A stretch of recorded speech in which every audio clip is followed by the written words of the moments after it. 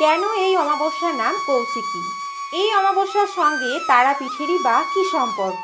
কেনই বা অশ্বত্থ গাছের তলায় তিলের তেলের প্রদীপ জ্বালিয়ে 7 বার প্রদক্ষিণ করতে হয়?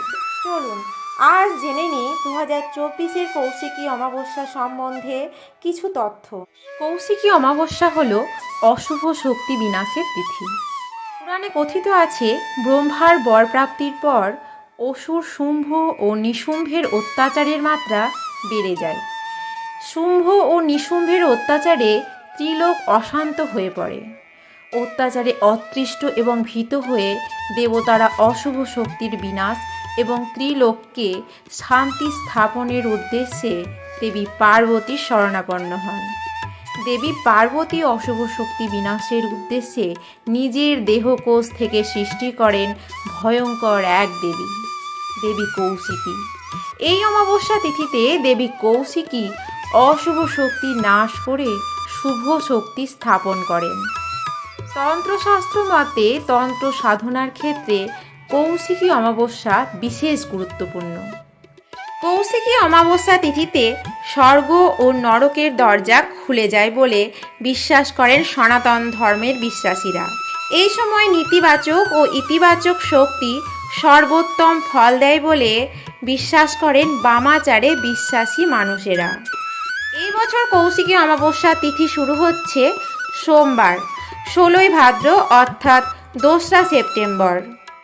দেবাদিদেব মহাদেবের প্রিয় দিন। ভোর 5টা 5 মিনিট 51 সেকেন্ডে শুরু হচ্ছে পবিত্র এই তিথি।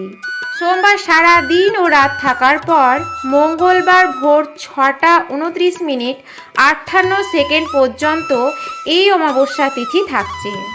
এই তিথিতে ঋষি বশিষ্ঠ বামদেব রূপে জন্মগ্রহণ করে তারাপীঠ মহাশ্মশানে সিদ্ধিলাভ করেছিলেন বলে বিশ্বাস করা হয়।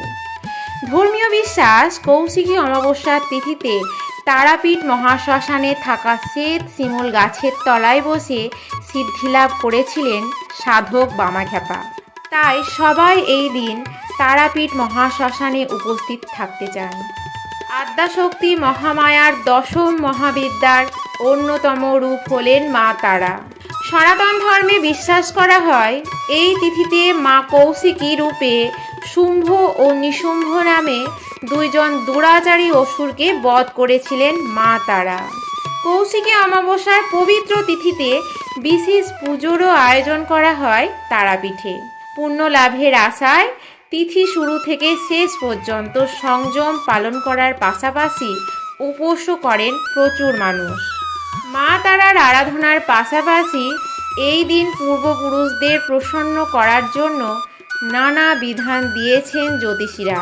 ভোরবেলা গঙ্গা বা পবিত্র কোনো জলাশয়ে স্নান করে তর্পণ করার পাশাপাশি দরিদ্রদের দান করাও পরামর্শ দেওয়া হয়। এতে অত্যন্ত খুশি হন পূর্বপুরুষরা। পিতৃদোষও দূর হয় বলে বিশ্বাস করা হয়।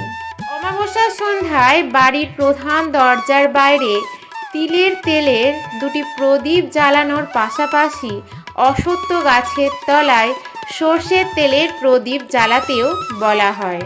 এই সময় ভগবান বিষ্ণু ও পূর্বপুরুষদের উদ্দেশ্যে প্রার্থনা করার পাশাপাশি জোর হাতে 7 বার অশ্বত্থ গাছকে প্রদক্ষিণ করলে আশীর্বাদ করেন পূর্বপুরুষরা।